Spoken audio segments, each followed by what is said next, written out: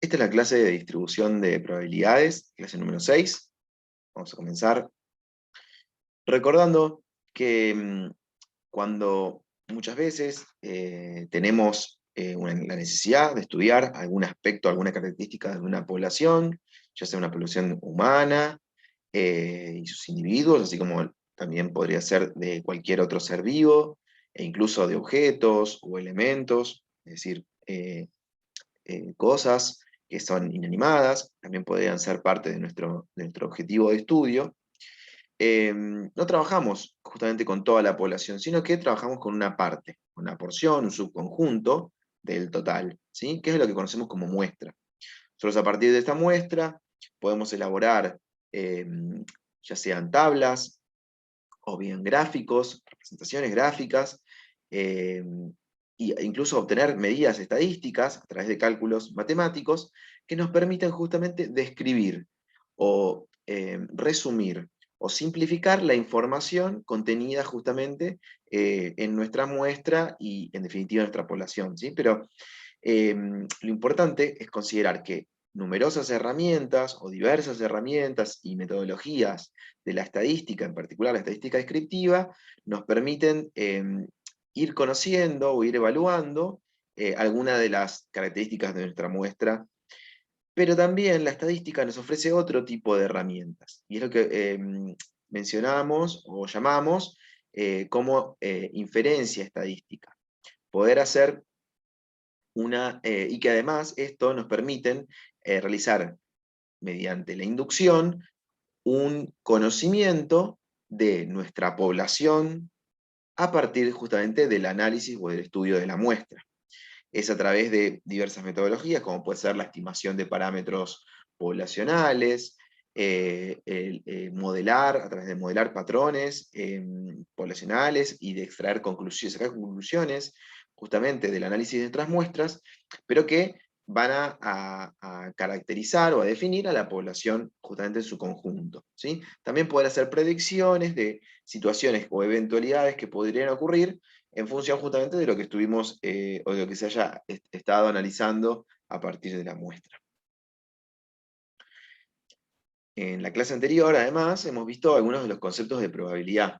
Probabilidad es una disciplina o un conjunto de teorías y leyes matemáticas que son afines a la estadística y que la estadística ha incorporado para el desarrollo justamente de las distintas metodologías de la estadística inferencial, ¿sí? Para simplemente refrescar algunos conceptos, es importante que tengamos en cuenta que hablamos de experimentos aleatorios, como aquella repetición en varias veces o en numerosas veces, sin modificar las condiciones. La repetición de, bueno, puede ser un experimento, puede ser un ensayo, puede ser una actividad, cualquiera sea que estemos justamente realizando de manera repetida sin modificar absolutamente ninguna de las condiciones. Es decir, si yo, mi experimento aleatorio fuera el lanzamiento de un dado, yo debería seguir, si quiero hacerlo varias veces, a este experimento, siempre tengo que utilizar, por ejemplo, el mismo dado y ser lanzado por la misma persona y en el mismo lugar. Por ejemplo, podría ser un ejemplo de un experimento aleatorio, ¿sí? Tengamos en cuenta que cuando hablamos de lanzamiento de dados, de la moneda, de cara cruz, estamos haciendo referencia a los experimentos iniciales que dieron origen justamente a los estudios de probabilidad aproximadamente en el siglo XV, ¿sí? Luego la probabilidad fue desarrollándose y avanzando en estudios de otras diversas situaciones y complejidades, ¿sí? Pero bueno, en particular, lo que necesitamos que tengamos presente en cuanto a la probabilidad se basan en algunos de estos ejemplos, ¿sí? Entonces, si tenemos un experimento aleatorio, como puede ser, por ejemplo, el lanzamiento de un dado, siempre vamos a tener un espacio muestral. En este caso, va a ser aquel conjunto de posibles resultados que obtendremos justamente cuando lanzamos el dado. Alguna de sus caras va a ser el resultado posible. Y esto puede ser desde el número 1 hasta el número 6. Es decir, esos 6 posibles resultados me definen justamente el espacio muestral. Pero también puede ser de interés a la hora de hacer un experimento aleatorio, y en términos de la teoría de probabilidades, es conocer un evento particular, ¿sí? una porción de todo ese espacio muestral. Y, por ejemplo, en el caso, nuevamente, del experimento, del experimento aleatorio y el lanzamiento del dado, lo que tenemos es, por ejemplo, un evento de tipo los números pares, o los resultados pares. Es decir, 3 posibles resultados de todos los que forman parte justamente de este espacio muestral. Y que, bueno, evidentemente van a ser los números 2, 4, 6. Ahora bien, la teoría de probabilidades, ¿sí? El desarrollo de esta disciplina, ha permitido avanzar hacia posibles operaciones con eventos. Cuando nos referimos a operaciones, son justamente operaciones matemáticas que combinan distintos tipos de eventos, o bien también a todas las que conocemos como las reglas de probabilidad, justamente que son también nuevamente operaciones de tipo matemáticas entre los eventos y que a su vez tienen en cuenta a estas operaciones. Entonces, por ejemplo, nosotros podríamos querer saber, justamente o conocer o determinar cuál es la probabilidad de que en un experimento de tipo lanzamiento de un dado, yo obtenga un resultado par y mayor a 3. ¿Cuál es la probabilidad de que yo, cuando lance un dado, obtenga un resultado justamente que es un número par, pero además que es mayor a 3? Es decir, voy a definir de todo mi espacio muestral, ya sea el 1, el número 1, el 2, el 3, el 4, el 5 o el 6, aquellos eventos que van a ser únicamente el 4 y el 6.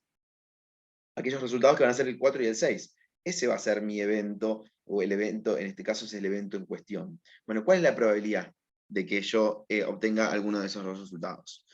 Tengo que tener en cuenta entonces que la probabilidad de alguno de estos resultados posibles, la probabilidad de este espacio muestral, corresponde a 1 sobre 6. Es decir, y en particular en este caso donde el dado, estaríamos hablando de un dado que está equilibrado o balanceado, es decir, que para lanzarlo ninguna de sus caras tiene un peso o un contrapeso que va a preferir o a propiciar un tipo de resultado y no otro, ¿no? Entonces, cualquiera de los resultados es posible, diríamos que son equiprobables. Entonces, bueno, cada resultado tiene una posibilidad o una probabilidad 1 en 6, justamente de ser el resultado a obtener. Ahora bien, si yo pienso en las probabilidades de los resultados que corresponden a este experimento mayores a 3, es decir, voy a tener que determinar en función de la probabilidad de obtener el resultado 4, el resultado 5 o el resultado 6. ¿Sí? Lo mismo con la posibilidad la posibilidad de que el resultado sea par. Es decir, solamente debería estar considerando las probabilidades del resultado número 2, número 4 y número 6. ¿Sí? Fíjense que siempre son los cálculos como las sumas de las probabilidades individuales para cada uno de estos posibles resultados. Estos valores son, en definitiva, tienen una probabilidad de 0,5 para el caso de la probabilidad de que el resultado sea un número mayor a 3, y también de 0,5 o 1 en 2 de que la probabilidad de que el resultado sea un número par. ¿Sí? Fíjense que, en definitiva, la suma de un sexto 3 veces en cada caso, el resultado justamente es 0,5. Ahora bien, para resolver la probabilidad de que ocurran de estos eventos, es decir, un número mayor a 3 y que sea par, a esto yo lo calculo como un producto, como una multiplicación, entre las probabilidades de los eventos que acabamos de definir, mayor a 3 y número par. Entonces, la probabilidad de que al lanzar un dado una única vez, el resultado sea un número par y mayor a 3, es decir, de obtener un número 4 o un número 6, es una probabilidad de 0,25. Tengo un 25% de posibilidades o de chances de obtener justamente el resultado esperado. Si bien esto parece un tanto ajeno o sí, como distante, porque calcular las probabilidades de lanzar un dado no parece ser algo como muy corriente, pero en definitiva, lo que queremos que tengan presente es que estudiamos probabilidad, o hablaremos de probabilidades, porque justamente es mediante las probabilidades que nosotros podemos saber qué tan ciertos son nuestras conclusiones. Es decir, los resultados que obtenemos a la hora de estar estudiando algún aspecto de la naturaleza de una población, ¿sí? De las características de una población a partir de las muestras, esto nos van a, justamente, basándonos en las teorías de probabilidades, es que nosotros vamos a ver si nuestras conclusiones estadísticas son confiables, cuán confiables son, ¿sí? Nos van a permitir justamente hacer inferencia. Vamos a poder decir, bueno, basándonos en los resultados del análisis de nuestras muestras, podemos decir que la población tiene determinado comportamiento, ¿sí? Ocurre determinada característica. Tal enfermedad produce determinada muerte en un tipo de población, una determinada población. Tal, no sé, la transmisión de determinada bacteria que causa una enfermedad es de una determinada manera en esta población humana, o entre estos animales, o incluso la posibilidad de producir algún cultivo, o de producir algún producto tecnológico, lo que sea, ¿sí? Siempre estos estudios utilizan justamente, o se basan en las metodologías estadísticas que estamos mencionando.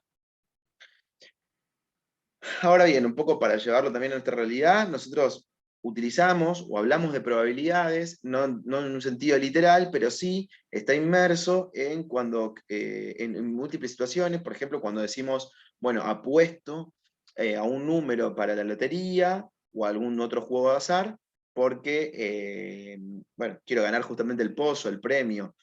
Bueno, ¿cuál es la probabilidad? Cuando pensamos, ¿cuál es la probabilidad de que me gane el pozo? O justamente al revés, cuando tomo la decisión de decir, no, yo no juego a los juegos de lotería, yo no apuesto a los juegos de lotería, porque es muy poco probable que me gane el pozo. O es muy probable que sí me gane el pozo si sigo apostando y apostando todos los días hasta que un día lo gane. Bueno, en definitiva, ahí habrá personas que tomarán la decisión de jugar o no jugar en función justamente de lo que consideren más o menos probable que suceda.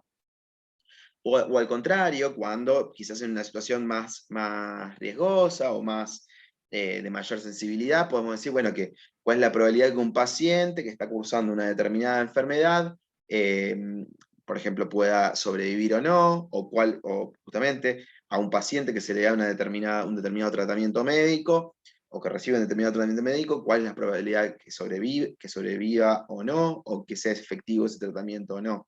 Digo, en definitiva, la probabilidad está presente en numerosas situaciones de nuestra vida. Hace unos cuantos años ya, en un trabajo de investigación hecho donde se compararon las probabilidades de morir por diversos motivos con respecto a la probabilidad de morir por un impacto de un meteorito, ¿sí? Y se ve, como se muestra en la tabla, de que hay las posibilidades justamente de morir ante la caída de un meteorito son bastante bajas, ¿sí? Es decir, ahí se muestra en la tabla que hay una probabilidad de 1 en 20.000 impactos de asteroides en que una persona muera. En comparación con, por ejemplo, fíjense con el accidente de auto. En cambio, un accidente en auto tiene una probabilidad de 1 en 100. Estos datos son para Estados Unidos en el año 1994. Fíjense que igualmente causa mucho más terror, quizás, en términos generales, en cualquier persona, pensar en la idea de morir ante el impacto de un meteorito que a morir en un accidente de automóvil.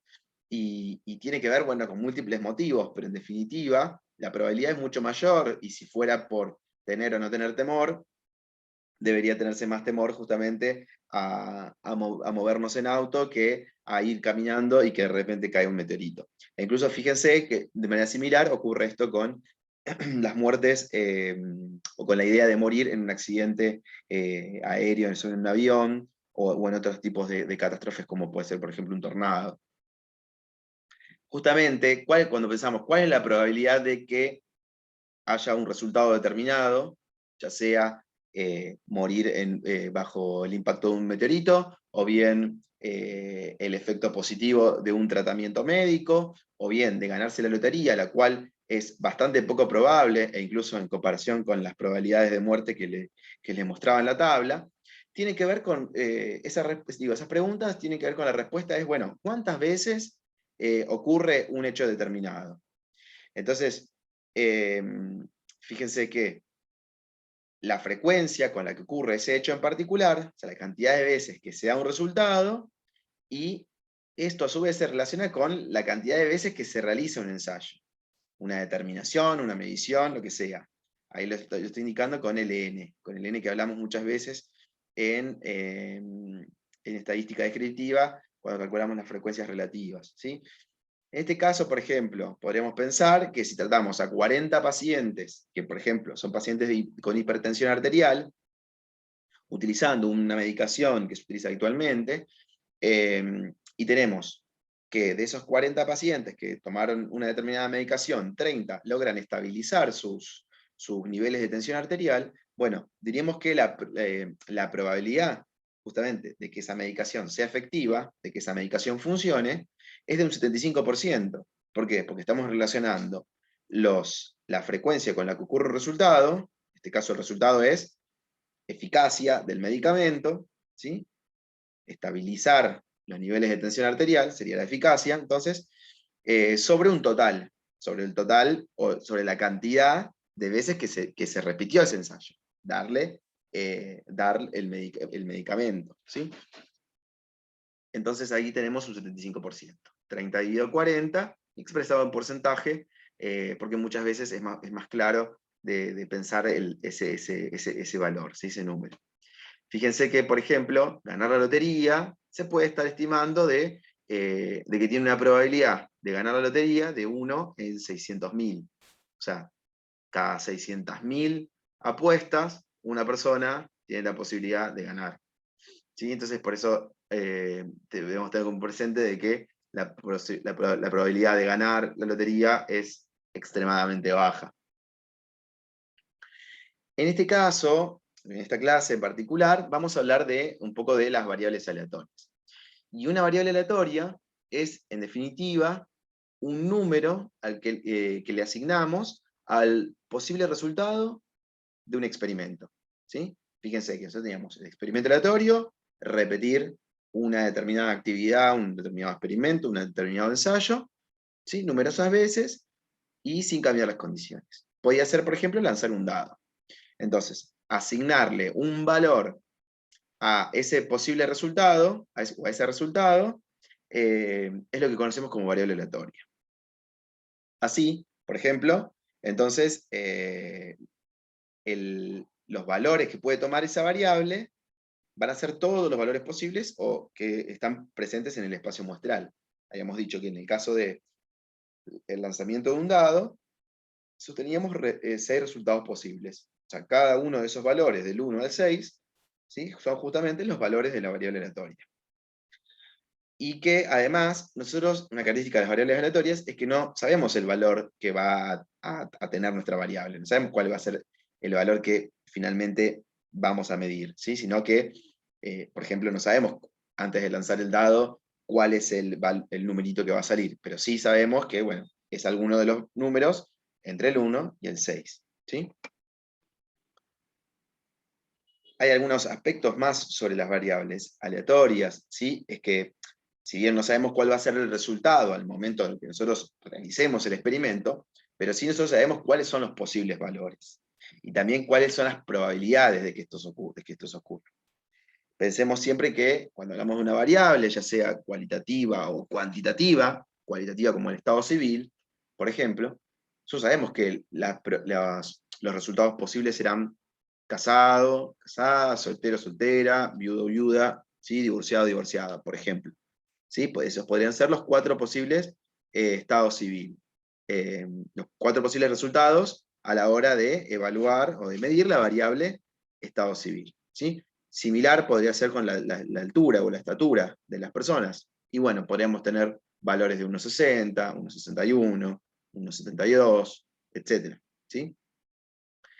Y lo importante acá, o sea, es que nosotros, para cada variable, no importa si es cualitativa o si es cuantitativa, ¿sí? Nosotros decimos que tenemos una distribución de probabilidades asociada a cada valor de la variable.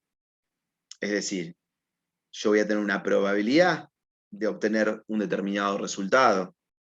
ya sea en el caso de la estatura o en el caso del estado civil, ¿sí? ¿Qué sucede? Es que si bien esto es sencillo, quizás en variables también de tipo que son simples o con acotadas valores posibles de la variable, pero existen modelos teóricos, ¿sí? Estos modelos teóricos son modelos matemáticos, que son representaciones de lo que puede llegar a ocurrir en la naturaleza, ¿sí? Y que nos permiten justamente describir cómo se van a distribuir las probabilidades para cualquier tipo de variable aleatoria, ¿sí? Y entonces, la distribución de probabilidad, además, cabe destacar que tiene parámetros que son entidades numéricas que justamente las describen. Por ejemplo, nosotros podemos decir, tener una variable de tipo tamaño de un recién nacido, ¿sí? La talla, la medida de una persona recién nacida, ¿sí? Y podemos saber que justamente estos valores para un recién nacido a término, ¿sí? Son valores que van desde los 47 centímetros hasta los 53 centímetros, ¿sí? Es decir, entre esos valores mínimo y máximo, nosotros tenemos distintos, obviamente, distintos tamaños, distintas longitudes, que justamente corresponden a los posibles tamaños de los bebés cuando recién nacen. Entonces, cabe destacar que no todos tienen la misma probabilidad, ¿sí? Sino que va a haber valores o tamaños más frecuentes que otros, ¿sí? Y cabe destacar que se sabe que los más frecuentes son los valores que están más cercanos al número 50. Y este número 50 en particular es la media. Es decir, que la media para esta variable, ¿sí?, es 50. ¿Sí? Y tiene un desvío estándar además de 2 centímetros. 50 centímetros obviamente es la media, ¿no?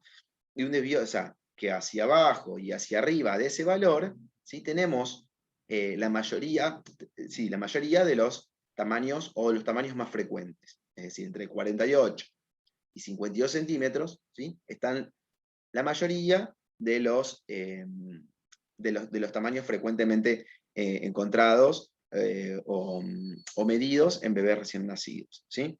Entonces ahí estamos hablando de las distribuciones de probabilidades y estamos hablando de los parámetros que caracterizan a esas distribuciones. Además, en variables aleatorias, es decir, este número que caracteriza o que describe o que representa al posible resultado de una variable, el posible resultado de un experimento aleatorio, ¿sí?, lo llamamos variable aleatoria discreta o variable aleatoria continua. Y de esto va a depender, muy similar a cuando vimos en estadística descriptiva a las variables cuantitativas, ¿sí?, que las definimos justamente como discretas y continuas. Acá vamos a estar hablando en general, de variables aleatorias, ya sea discretas o continuas. Y a estas variables las vamos a definir como discretas si el valor de la variable es un número que decimos finito, es un número entero, ¿sí? Es un número discreto. No hay posibles valores entre dos números. Por ejemplo, ¿es 1 o es 2? Pero no hay un valor intermedio posible, ¿sí? Al contrario de las variables continuas, en donde justamente hay hay una infinita cantidad de valores posibles entre dos números, que también pueden ser algunos de los valores que forman parte de esta variable, ¿sí? Es decir, entre 1 y 2 puedo tener numerosos posibles resultados: 1,1, 1,12, 1,18, 1,19, ¿sí?, etcétera. Así hasta llegar al número 2, por ejemplo, ¿sí? Entonces, veamos ejemplos, o mencionemos algunos ejemplos. Decir, por ejemplo, o hablar de una variable como, por ejemplo, casos positivos de dengue por provincia, ¿sí?, es una variable de tipo discreta, porque yo voy a registrar justamente en la provincia, supónganse, provincia Córdoba, 1.200 casos. Provincia Santa Fe, 1.208 casos. Provincia Jujuy, 997 casos. ¿Sí? No voy a poder tener valores intermedios entre 997 y 998. ¿Sí? O es un caso, o es un número de casos, por encima, por debajo de un valor u otro, ¿sí? El número de accidentes en ruta por año, también, es otro tipo de variable aleatoria discreta. Registra la cantidad de accidentes en un determinado periodo de tiempo, por ejemplo este que es un año.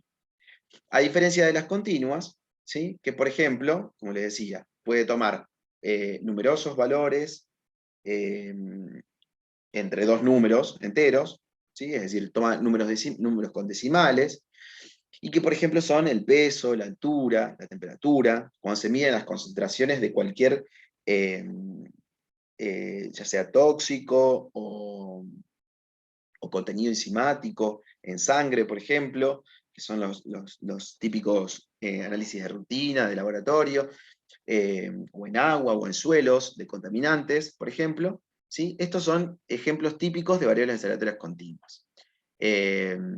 Porque hay una continuidad justamente entre los posibles resultados.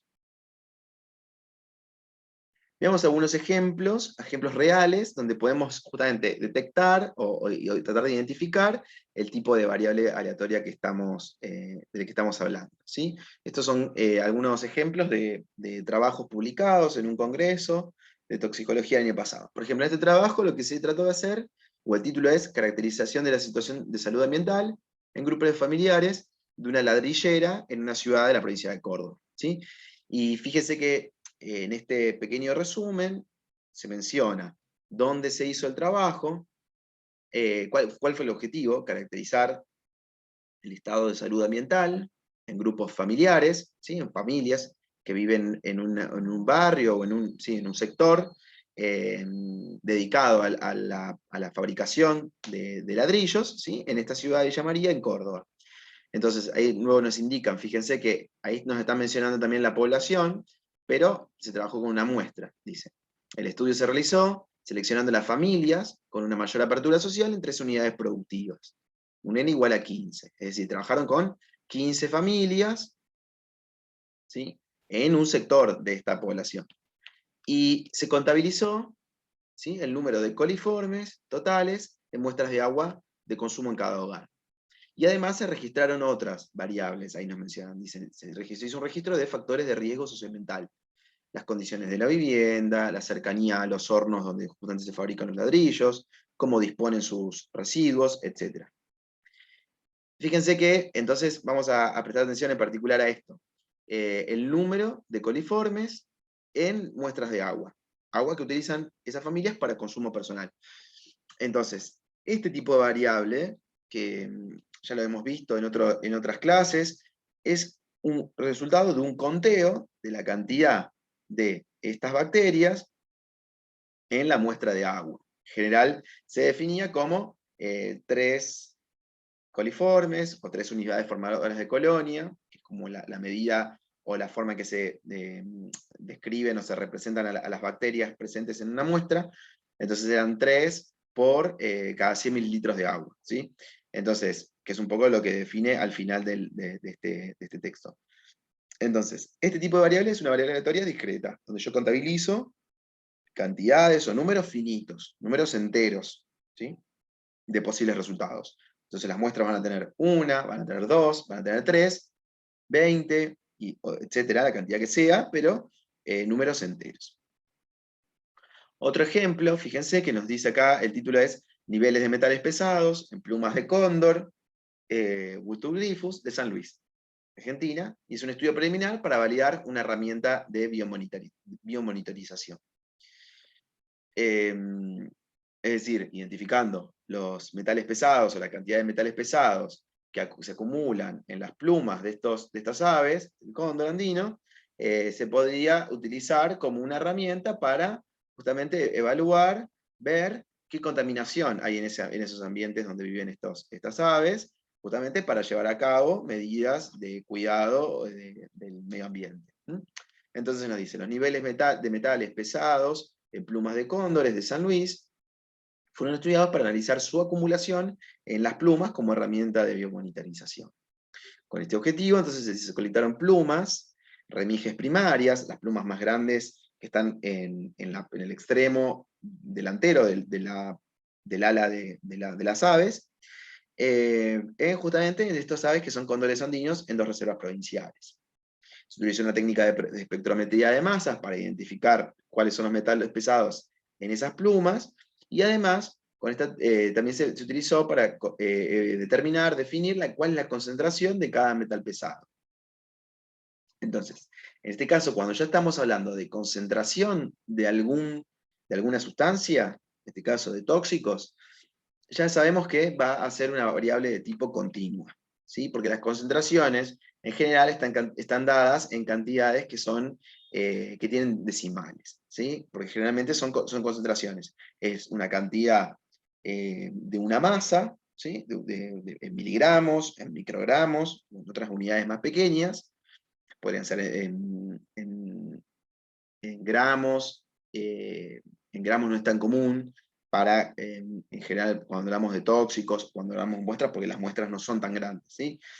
Pero en general hablamos de concentración entonces cuando vemos una cantidad, por ejemplo, en miligramos, en relación a un volumen. En general estamos hablando, por ejemplo, la cantidad, en este caso no, va a ser una cantidad de metal pesado en, supónganse, microgramos o nanogramos, que es una cantidad muy pequeñita, en gramos de pluma, ¿sí? Por el peso que va a tener la pluma o la sección de pluma que hayan cortado para justamente tomar la muestra. En el caso, por ejemplo, de las mediciones que se hace por ejemplo, para la detección de alguna enzima o alguna proteína en sangre, en general también son miligramos, microgramos por mililitro de sangre, ¿sí? Como un ejemplo. Podrían ser mililitros de agua, mililitros de tierra, por ejemplo, de arena, si estamos midiendo algún contaminante o algún componente de los suelos, o, no sé, o en las playas, por ejemplo. ¿Sí? Entonces, este es un tipo de variable aleatoria continua. En otro ejemplo, donde se evaluó el nivel de plomo en sangre de una población, esto es una población humana, expuesta laboralmente, justamente, durante un periodo determinado de tiempo. Y nos indica como 2015 a 2019. Y entonces, aquí nos indican que este estudio fue realizado para evaluar la exposición a plomo, ¿sí? El plomo es un contaminante habitual, y en particular en este caso, de trabajadores de fábricas de baterías, donde justamente uno de los principales componentes de las baterías son el plomo. ¿Sí? Y esto se hizo tanto en la provincia de Buenos Aires como en la provincia de Santa Fe, y en 4 años, entre enero de 2015 y diciembre de 2019. Fíjense que hay un nivel de exposición máximo para un trabajador de estas fábricas, que es de 30 microgramos por decilitro de sangre. Es decir, eso es lo que se determina o se define como el nivel máximo al que puede estar expuesto una persona que en este caso trabaja en las fábricas de estas baterías. ¿Sí?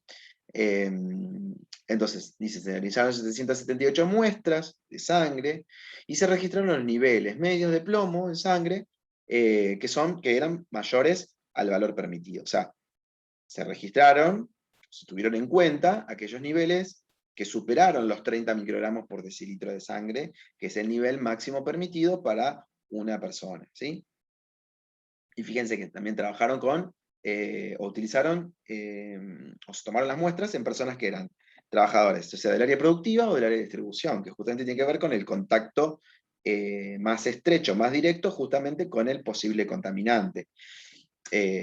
Fíjense que en este caso, por ejemplo, a la hora de seleccionar la muestra, que es un poco lo que vimos en la clase anterior, se tuvo en cuenta algún conocimiento sobre la población con la que se trabaja. No se utilizó, por ejemplo, a muestras de sangre, de aquellos trabajadores que forman parte del área administrativa, por ejemplo, porque claramente, o porque posiblemente, consideren que esas personas, al no estar trabajando, manipulando quizás los componentes de las baterías o las baterías mismas, entonces deberían tener niveles de plomo en sangre mucho más bajos que aquellos que sí están en contacto más estrecho. ¿Sí? Este tipo de variable, perdón, no lo dije, pero bueno, es un caso de una variable de tipo continua nuevamente, porque estamos registrando niveles de plomo, en este caso de plomo en sangre, el nivel de una sustancia en este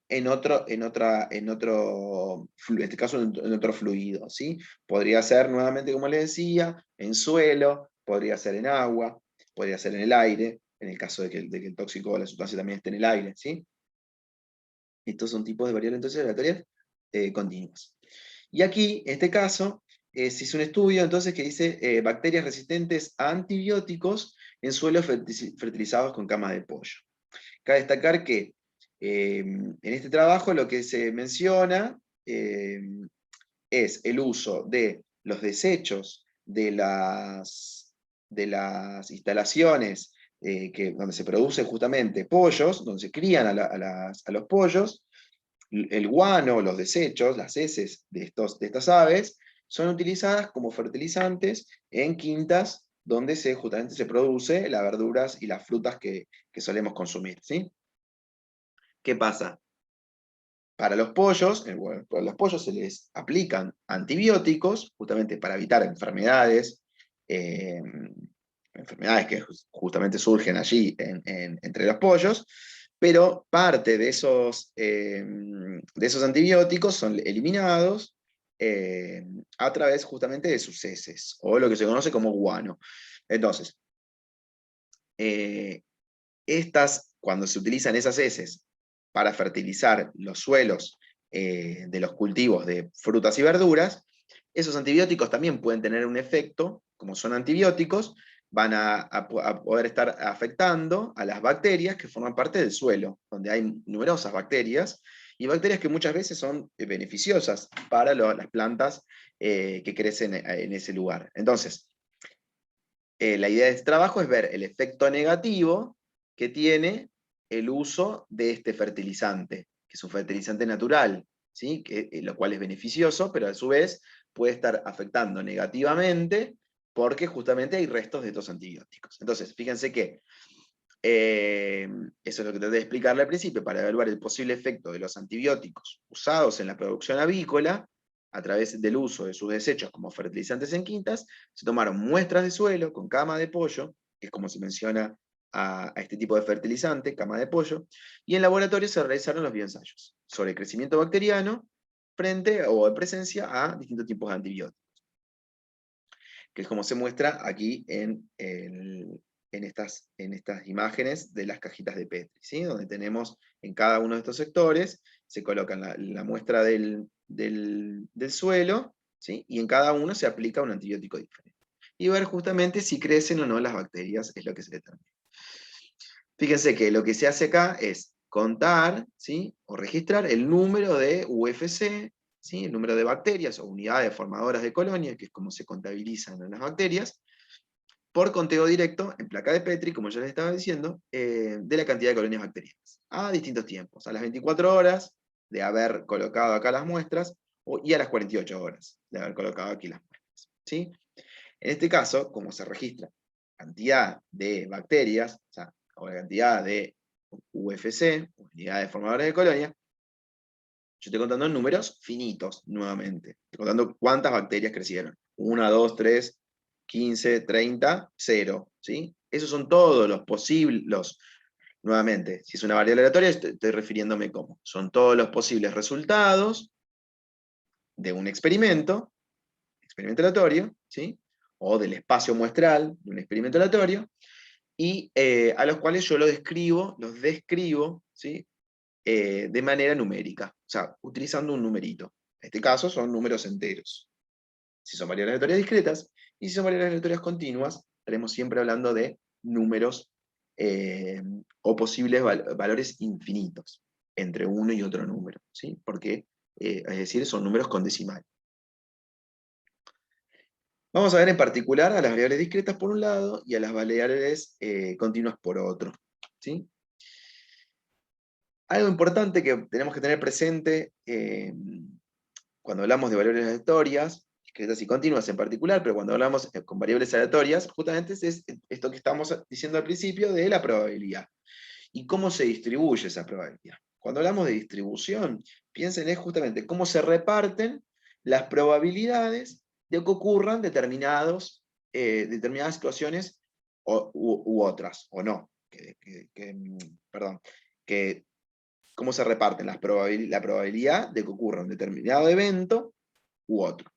¿Cuál es la probabilidad o cómo son las probabilidades para que, por ejemplo, tengamos 10 bacterias, 15 bacterias, 8 bacterias, 0 bacterias?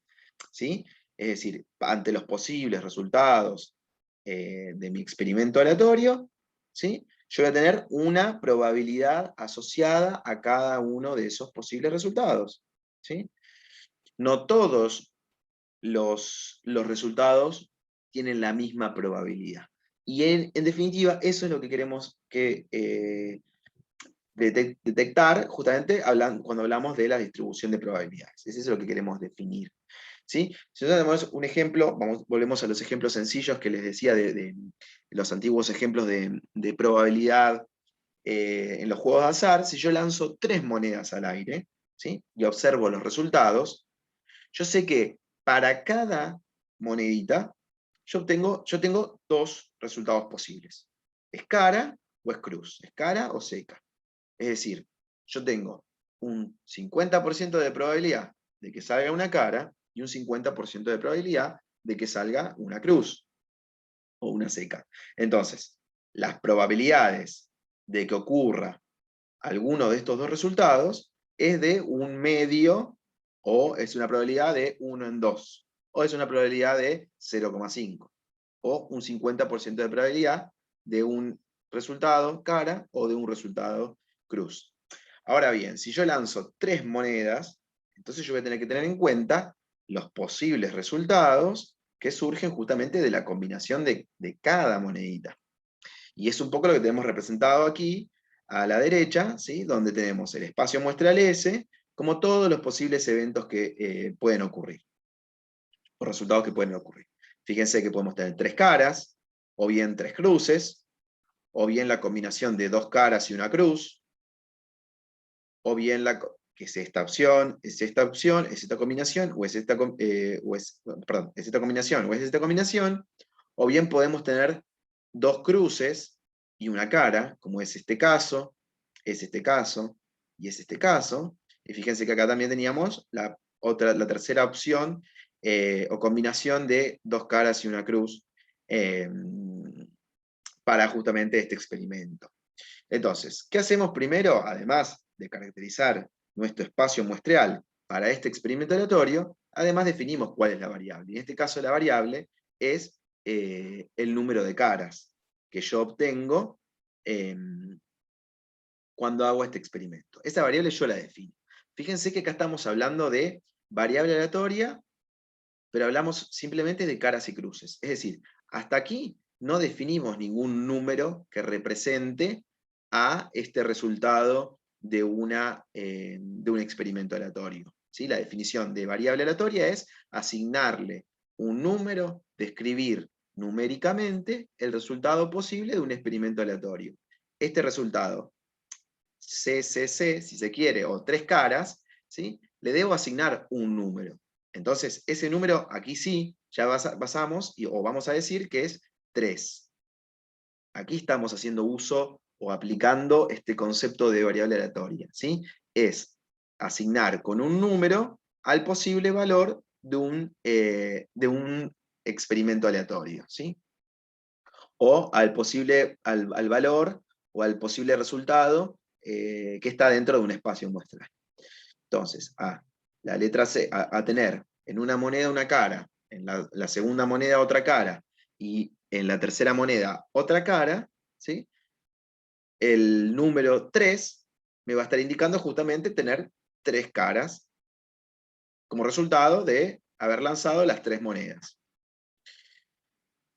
Lo mismo, o de manera similar, correspondería a asignar en número 2 a aquellos resultados, justamente, que obtendremos, que podremos obtener, cuando lanzamos 3 monedas al aire y vemos que en 2 de las monedas vamos a tener caras y en una de ellas vamos a tener una cruz.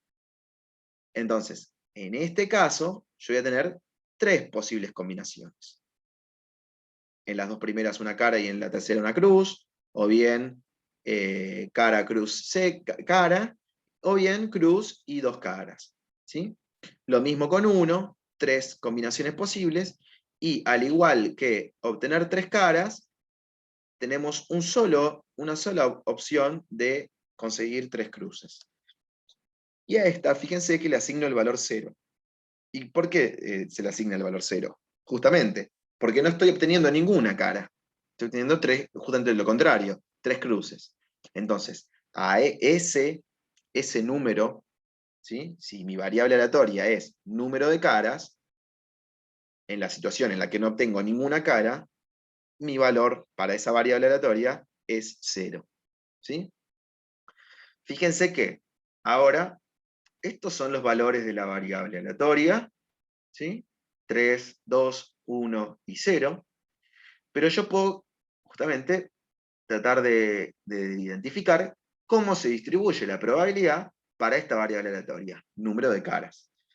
Y ahora puedo decir, bueno, ¿cuál es la probabilidad de que mi variable, fíjense que en términos matemáticos se suele indicar a una variable aleatoria como x mayúscula, ¿sí? Entonces, fíjense que la probabilidad de x sería lo mismo que decir, ¿cuál es la probabilidad de obtener 3 caras? ¿Sí? ¿Cuál es la probabilidad de x igual a 3? ¿Cuál es la probabilidad de obtener 3 caras? Y bueno, fíjense que la probabilidad de tener 3 caras es igual a la suma de ese 50% de probabilidad para la primera moneda, de ese 50% de probabilidad para la segunda moneda, y ese 50% de probabilidad para la tercera moneda. Recuerden que hablamos de un 50% de probabilidad, o una probabilidad de 1 en 2, porque justamente cuando yo lanzo una moneda, o obtengo una cara, o obtengo una cruz. ¿Sí? Entonces, la suma de 3 veces un medio es un octavo, ¿sí? O 0,125. Ahora bien, fíjense que la probabilidad, cuando yo quiero saber la probabilidad de tener dos caras, ¿sí? En estos casos, yo voy a tener que considerar, o sea, que la probabilidad de la variable sea igual a 2, probabilidad del número de caras sea igual a 2, tengo que tener en cuenta que aquí la probabilidad aumenta mucho más. Ahora es de 3 en 8, ¿sí? Es de 3 veces entre los 8 posibles resultados de probabilidad. Recordemos que estamos hablando de la probabilidad. Esto en número con decimales, 0,375. O sea, hay un 37% de probabilidad de obtener dos caras y una cruz, claramente, justamente cuando lanzamos 3 monedas al aire y observamos el resultado. La probabilidad de obtener dos caras es mayor, porque acá sí vamos a este número 1/8, en este primer caso, o en este segundo caso, o en este segundo caso, corresponde a las probabilidades de estas combinaciones. ¿Sí? Yo tengo más posibilidades de obtener caras, caras y cruces, o en este caso caras, cuando combino de diversas maneras, justamente el orden, si se quiere, entre el resultado de una monedita y la otra. Esta misma probabilidad se repite cuando se repetiría cuando yo estimo la probabilidad de 1 y de manera similar para la probabilidad de que x sea 0. ¿Sí? Entonces, algo que hablamos entonces hasta ahora, dijimos variables aleatorias, asignarle un número, ya sea un número entero o un número con decimal, un número finito o un número infinito, al posible resultado de un experimento aleatorio, ¿sí? O a los resultados del espacio muestreal de un experimento aleatorio, ¿sí? Como vimos recién. Tenemos distribución de probabilidad, así cuál es la probabilidad para cada posible resultado. Entonces veíamos en un experimento que era lanzar 3 monedas, registrar el número de caras. Esa es mi variable, el número de caras que obtengo cuando lanzo 3 monedas al aire. Y entonces, el posible resultado para esa variable, ¿sí? Es 3. Si obtengo en cada moneda una cara, entonces mi valor de variable o mi resultado es 3, pero mi probabilidad es de, dijimos, 1/8, ¿sí? Una probabilidad bastante chiquita, del 12%, de 0,12. Pero esa probabilidad es mucho mayor, en cambio, cuando el valor de la variable es 2, es decir, cuando obtengo dos caras de las 3 monedas que yo lancé, en 2 obtengo caras. ¿Sí? La probabilidad aumenta mucho más, de 3 en 8, de aproximadamente el 37%. ¿Sí? Entonces, vamos a ver qué. Eso era la distribución de probabilidad, y la función de probabilidad es también otro procedimiento matemático que nos permite justamente calcular la probabilidad para cada valor de la variable. Y fíjense que en el caso que estamos viendo, la probabilidad, la función que asocia cada valor de la variable a su probabilidad, siempre tenemos que tener en cuenta que la probabilidad para cualquier valor de una variable es mayor o igual a 0, y que la suma de las probabilidades individuales son igual a 1. Esto también, si lo recuerdan, cuando hacíamos las tablas de frecuencias y calculábamos las frecuencias relativas, que la suma de todas las frecuencias relativas eran igual a 1. De manera similar, la suma de todas las probabilidades para cada valor de la variable, ¿sí?, me van a dar 1. Es decir, por ejemplo, en este gráfico, donde veo estas barras, veo que para el resultado, o para el valor de la variable 0, tengo una probabilidad de aproximadamente 0,03, 0,025. Para el valor de la variable x, 1, voy a tener una probabilidad de aproximadamente 0,1, más o menos. Fíjense que en el caso del valor de la variable x3, tengo una probabilidad de aproximadamente 0,29. ¿Sí? Es decir, si yo sumo las probabilidades para cada una de estas barras, es decir, para cada uno de los valores de la variable, yo voy a tener un resultado igual a 1. ¿Sí?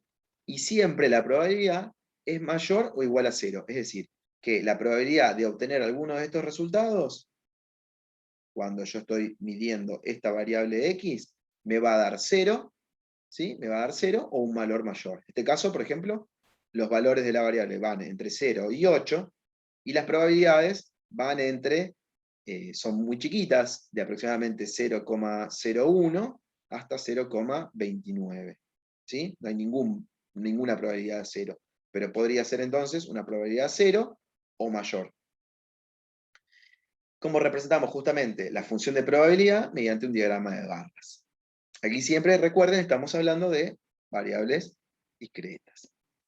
Es importante, por ejemplo, identificar la variable, ¿sí? Recordemos que siempre tenemos que tener presente eso. ¿Sí? Por ejemplo, tenemos una situación en donde se responde por azar un examen de múltiple opción con 16 preguntas. Cada pregunta tiene 5 ítems, entonces, y solo una de ellas es correcta. Mi variable, por ejemplo, es que justamente el resultado de esto sea correcto. ¿Sí? O sea, y yo puedo querer saberla, bueno, justamente la probabilidad de aprobar el examen, supónganse, la probabilidad justamente de aprobar el examen, de este examen de múltiple opción. Bueno, todos los posibles resultados, justamente, de que la respuesta sea correcta, van a ser 16. Todos. Valores que van justamente entre 0 y 16. O bien podemos contar el número de larvas muertas luego de aplicar un insecticida, ¿sí?, en un conjunto de 50 larvas. Y sabemos que tiene, por ejemplo, una mortalidad del 10%. Entonces, bueno, ¿cuál es la cantidad de larvas muertas? Esa es, en este caso, la variable. Y el dominio van a ser justamente todos los posibles resultados. Puedo obtener 0 larvas muertas hasta 50 larvas muertas, porque son 50 las que yo apliqué. ¿Sí? Entonces, nuevamente, pensemos que qué tan esperable es que se produzca un determinado evento, ¿sí? Y ahí siempre estamos hablando de la probabilidad. El caso es variables aleatorias discretas, ¿sí? Y, por ejemplo, en este caso, si nosotros decimos que la tasa de mortalidad es del 10%, es decir, que si nosotros aplicamos 50 si aplicamos un insecticida en 50 larvas, nosotros vamos a saber que justamente la eficacia sería del 10%, entonces murieron 5. Esperamos, entonces, que de cada 50 larvas mueran 5, porque esa es la tasa de mortalidad para este insecticida, o de efectividad de este insecticida. No es una certeza, es una probabilidad. Puede ocurrir que justamente cuando yo aplique una vez el insecticida, o este mismo insecticida, mueran más, o mueran menos, o no muera ninguna, ¿sí? Es un posible resultado. Pero justamente no nos basamos en una situación única, sino justamente en la repetición de numerosas veces esa misma actividad, ese mismo ensayo o ese mismo experimento. Vamos a otro ejemplo, quizás más intuitivo. Si pensamos, por ejemplo, en una mujer que está embarazada de trillizos, y eso podemos decir, bueno, ¿cuál es la distribución de probabilidades de que los hijos tengan sexo binario masculino? ¿Sí? Lo cual sería similar a decir, o a pensar, bueno, ¿cuál es la probabilidad de que los hijos sean, por ejemplo, tres hijos de sexo masculino, dos hijos de sexo masculino, un hijo de sexo masculino, o ninguno de ellos masculino, ¿sí?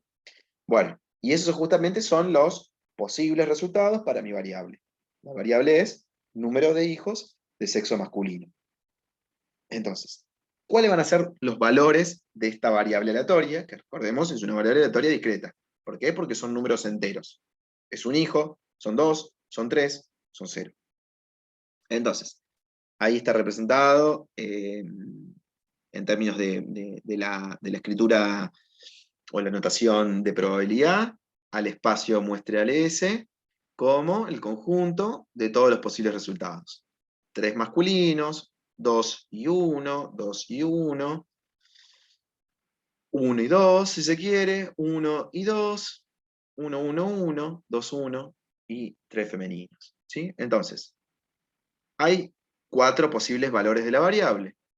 Un valor 0, un valor 1, un valor 2 y un valor 3. Obviamente el valor 0 es que ninguno de los hijos sea masculino, sino que son 3 femeninos. Y en el otro extremo, que los 3 hijos sean masculinos, justamente. Los 3 hijos, o los 3, sí, los trillizos son masculinos. Y las probabilidades asociadas, ¿sí? Un 1 en 8 o un octavo para un valor 0, y lo mismo cuando el valor es 3.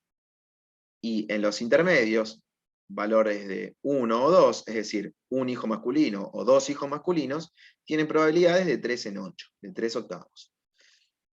Esto que estamos viendo acá, ¿sí? En este caso estamos representando entonces como un diagrama de barras, los valores de la variable, 0 hijos masculinos, un hijo, 2 o 3, y las probabilidades asociadas.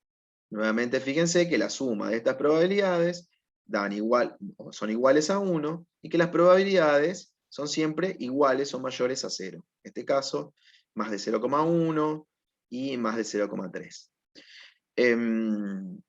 Y fíjense entonces que las probabilidades, en este caso, son mayores cuando pensamos que se puede tener uno o dos hijos de sexo masculino. Y esas probabilidades son mucho menores si pensamos que los 3 hijos van a ser de sexo masculino o que ninguno de ellos será de sexo masculino. ¿Sí? Ocurre que no siempre queremos saber, por ejemplo, la probabilidad de que los 3 hijos sean de sexo masculino, sino que queremos saber situaciones en donde sean menores o iguales a determinados valores. Entonces, por ejemplo, en este caso, en el caso anterior de los hijos de sexo masculino, podríamos querer saber, bueno, cuál es la probabilidad de que esta mujer embarazada tenga 2 hijos de sexo masculino como mínimo 2 hijos de sexo masculino. O sea, 2 o más, o al revés. Por lo menos 2 hijos, como máximo 2 hijos de sexo masculino. Es decir, tener 2 hijos de sexo masculino o menos. ¿Sí? Entonces, es un poco lo que planteamos acá. No nos interesa a veces conocer la probabilidad exacta para el valor de una variable, sino la probabilidad de que tome valores menores o iguales, mayores o iguales a dicho valor. Entonces, en estos casos, no vamos a estar trabajando o no nos vamos a estar fijando en esta distribución de probabilidad, la distribución de probabilidad para cada valor de la variable, sino en probabilidades acumuladas.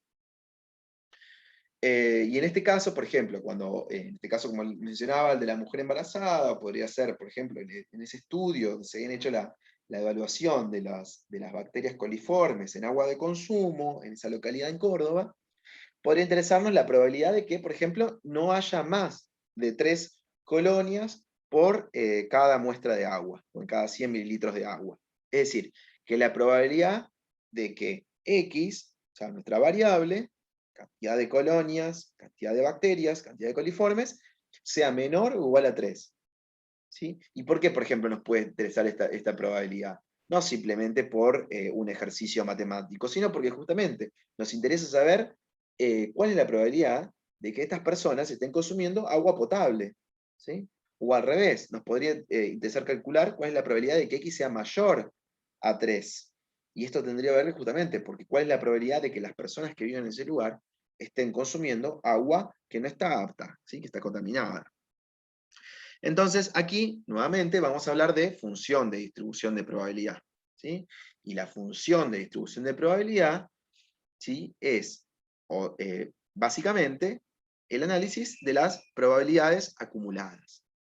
Y muy similar a lo que habíamos hecho, o lo que planteamos con las tablas de frecuencias, cuando hacíamos frecuencias acumuladas, es justamente la suma de la probabilidad para un valor de la variable con el anterior o con el siguiente, ¿sí? Es decir, si para el valor de la variable es 0, en el caso, por ejemplo, de los trillizos, o el sexo masculino en los hijos de un embarazo múltiple de 3, entonces, por ejemplo, que 0 hijos sean de sexo masculino tiene una probabilidad de 1 en 8.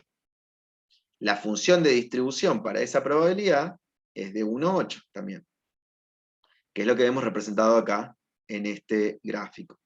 Ahora bien, para el valor de la variable 1, es decir, que al menos, es decir, que haya uno de los hijos de sexo masculino, la probabilidad es de 3 octavos, pero fíjense que la función de distribución es la acumulada, es decir, la suma de 1 octavo y de 3 octavos, o sea, 4 octavos.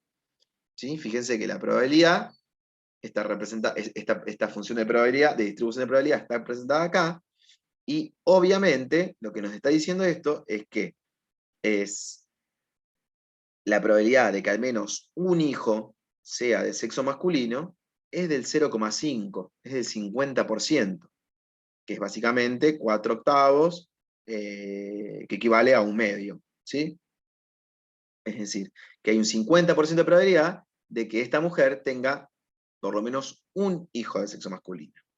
Y esta probabilidad es mucho mayor, es decir, de que haya al menos 2 hijos de sexo masculino, ¿sí? Fíjense que es casi del 90%, está por acá, aquí representado, cuando pensamos, bueno, ¿cuál es la probabilidad de que tenga 2 hijos masculinos, de sexo masculino, o 1, o 0, es decir, la acumulada, desde 0 hasta 2.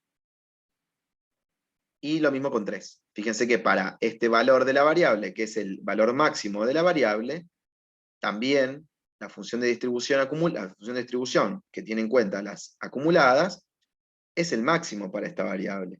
Es 8 de 8, es 1, lo cual es igual a 1, es decir, el 100%. Y sí, porque el 100% de probabilidad, por así decirlo, acumulada, es de que los 3 hijos sean, de que haya por lo menos 3 hijos de sexo masculino, porque es el límite, no hay más hijos, ¿sí? Justamente es un embarazo múltiple, pero de 3 hijos.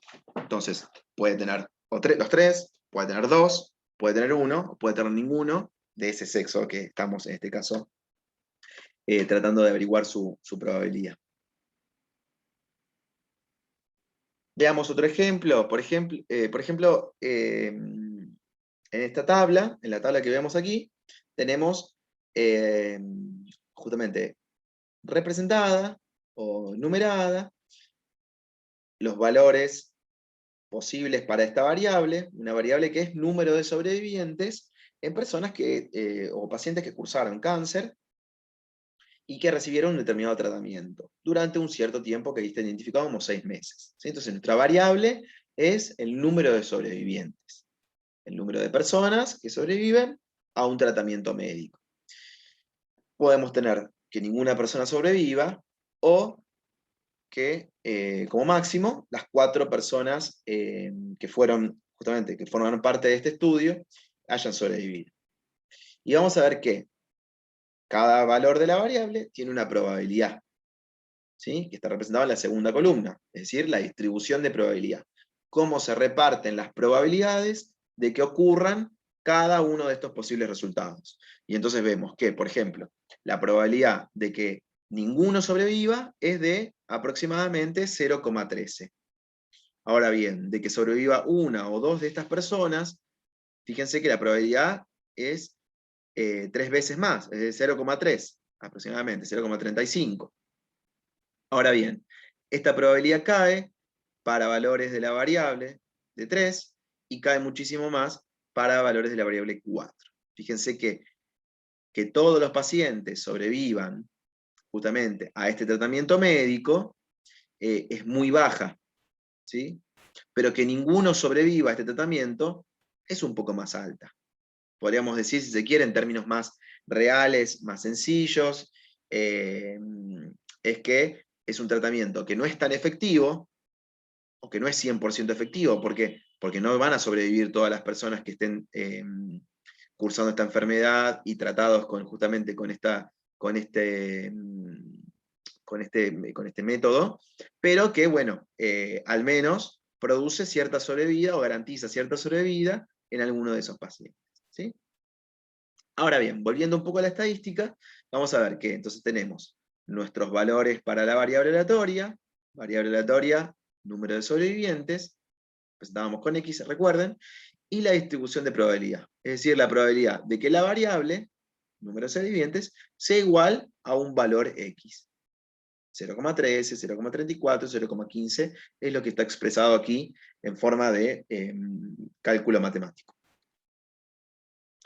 Esto mismo que tenemos en la tabla lo podemos ver en este gráfico, en esta figura A, donde vemos un diagrama, es lo mismo que un diagrama de barras, es un diagrama de líneas, o líneas y puntos, en donde el extremo de cada una de estas líneas nos está indicando el valor de la probabilidad. Entonces fíjese que, por ejemplo, para dos pacientes que sobrevivieron al tratamiento, una probabilidad de 0,35. Lo mismo que un paciente sobreviva y muchos menores en los otros casos. Ahora bien, podemos realizar, ¿sí? Elaborar, confeccionar un gráfico de tipo de frecuencias acumuladas. En donde, perdón, más que frecuencias serían de probabilidades acumuladas. En donde justamente lo que hacemos es representar los valores acumulados de las probabilidades que graficamos en este caso, o que escribimos en este caso. Y recuerden, es siempre el valor de una probabilidad, ¿sí? Sumándole el que sigue. Entonces, a este primer valor, para el valor de la variable 0, le sumamos el siguiente, 0,34. Y esto me da este valor de 0,4. 0,8, 0,9, justamente sumándole a este valor calculado el que sigue. Y a este valor calculado el que sigue, así hasta llegar a 1. ¿Por qué? Porque la suma de las probabilidades es igual a 1. Fíjense que la función de distribución de la variable, entonces, que está incorporada en esta tabla o representada gráficamente en esta figura, ¿sí? Es lo mismo que lo que estamos viendo acá. Para el caso de valores de la variable hasta 0, tiene una función de distribución de aproximadamente 0,13. Cuando pensamos en un valor de la variable, es decir, que un paciente sobreviva al tratamiento se le fue administrado, tenemos una probabilidad de 0,4, ¿sí? Que es esta acá, fíjense, 0,47, es un poco más. Y fíjense que cuando pensamos o queremos estimar cuál es la probabilidad de que dos pacientes sobrevivan, bueno, deberíamos pensar en que dos pacientes, perdón, o menos, es del 80%. ¿Sí? Ahora bien, que sobrevivan tres pacientes o menos, es del 90, es más del 90, y obviamente que sobrevivan los 4 sería el 100%, o 1. Entonces, fíjense que nosotros podríamos, por ejemplo, calcular la función de distribución en 1 es igual a la probabilidad de que sobrevivan un paciente o menos. O sea que la probabilidad de que nuestra variable x sea menor o igual a 1. Es decir, sumo las probabilidades de la probabilidad de que sobreviva un paciente, 0,13, y la probabilidad de que sobreviva un paciente, 0,34. Entonces es una probabilidad del 47%. ¿Sí? Ahora bien, veamos variables continuas. ¿Qué sucede en un sentido similar al que estábamos viendo recién, pero cuando estamos hablando de variables continuas? Fíjense que las variables continuas, a diferencia de las discretas, yo podría, por ejemplo, representar, ahora no en un diagrama de barras, sino en un histograma. Recuerden que los histogramas nos permitían justamente graficar variables continuas, y además fíjense que en el eje horizontal tenemos representados estos bloques, estos rectángulos que corresponden a intervalos para nuestra variable. La variable altura en centímetros puede incluir valores, por ejemplo, como 150 centímetros, 155 centímetros, 160 centímetros, pero también todos los valores, o los infinitos posibles valores entre uno y otro. Puede incluir, por ejemplo, 155,2, 155,8, 161,9, etc. ¿Sí? Entonces, nuestro deseo, por ejemplo, podría ser, si estamos trabajando con una población, conocer la estatura, perdón, la altura de la población, o de las personas que forman parte de esta población, pero es una población de 2 millones de personas. Entonces, quizás no trabajemos con toda la población, sino con una muestra de 100 personas.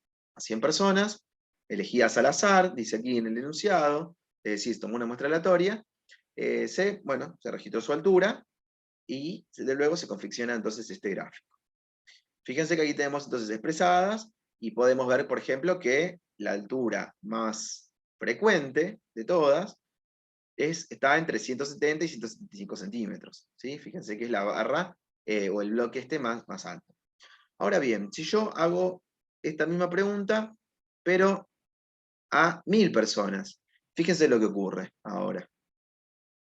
Fíjense que claramente tengo más bloques, ¿sí? Que corresponden justamente a una mayor cantidad de mediciones. Y ahora, en cambio, si hago la pregunta, pero a 10.000 personas, y veo que obtengo un cierto cambio, fíjense cómo va cambiando el histograma, cómo va adoptando una forma que quizás es más específica. Fíjense que el valor se va desplazando, ¿sí? Los valores se van desplazando hacia los extremos, aparecen cada vez más, fíjense que ya no estaban tan representados o tan altos, pero ahora hay una mayor representatividad, si se quiere. Cuando tenemos 10.000 observaciones, fíjense que ya tenemos una gran cantidad de cada uno de estos rectángulos, obviamente con distintas alturas, lo cual me está indicando una frecuencia que es cada vez mayor en algunos casos y cada vez menor en otros. Y fíjense, por ejemplo, en el caso, si graficáramos a 100.000 observaciones, es decir, medimos la altura de 100.000 personas y las graficamos. Fíjense que hay una especie de línea que se forma en torno a los extremos de las barras. ¿Sí? Fíjense que un poco en este histograma, bueno, los histogramas lo que sucedía es que nosotros podíamos identificar en el punto más alto de este histograma, obviamente cuál es la moda, pero también en estos casos podemos pensar en dónde está la media. ¿Sí? La media va a estar en un valor aquí, en una posición central, obviamente porque era ese tipo de medida, ¿sí? Y desde allí, hacia un lado y hacia otro, se desplazan o se continúan los distintos valores de esta variable.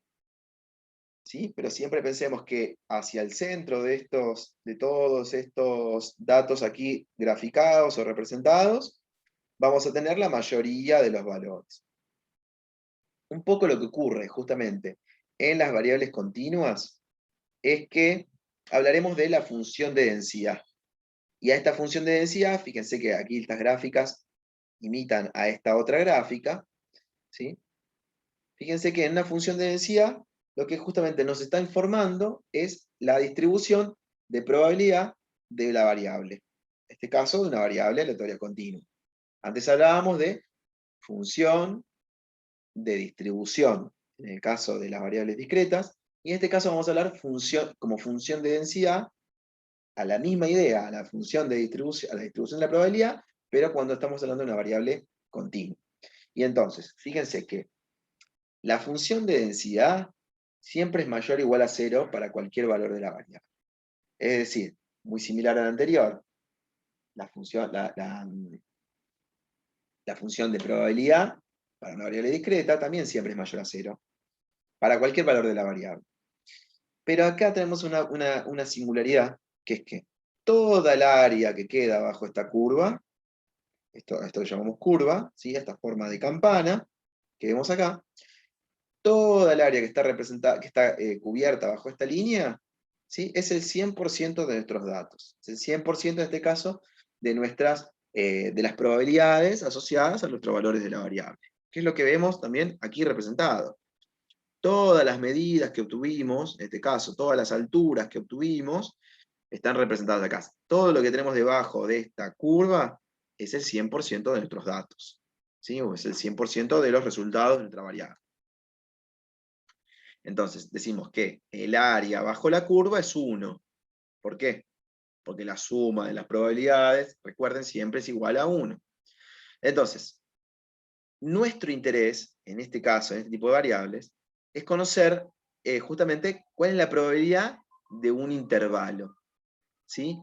¿Por qué? Porque en el caso de las variables continuas, no podemos identificar la probabilidad de un valor exacto, a diferencia de las discretas. Y ahí nuevamente les recuerdo la diferencia entre discreta y continua. La condición discreta de las variables justamente que son discretas es que los números son finitos, son números enteros. No hay números posibles o valores posibles entre uno y otro. En cambio, las continuas sí. Y es esto de la idea de que pensemos en valores con decimales. Entonces, por cuestiones matemáticas, que no están expresamente explicadas en este curso, pero queremos que sepan que la probabilidad o la función de densidad o las estimaciones o los cálculos que se hacen en variables continuas siempre tienen que ver con la probabilidad de que la variable tenga un valor entre dos valores, que es lo que hemos expresado acá. La probabilidad de que A sea menor o igual a X y X menor o igual a B. Es decir, que la variable X tenga un valor entre A y B. Si quieren, si estos fueran números, por ejemplo, entre 150,2 y 150,8. Supongan que puede ser un ejemplo. ¿Sí? Siempre vamos a hablar entonces de la probabilidad de que la variable tenga un valor entre tal y tal, y vamos a decir además que la probabilidad de que nuestra variable sea igual a un valor exacto es igual a 0. O lo que podemos decir, la probabilidad de que tenga un valor exacto es nula.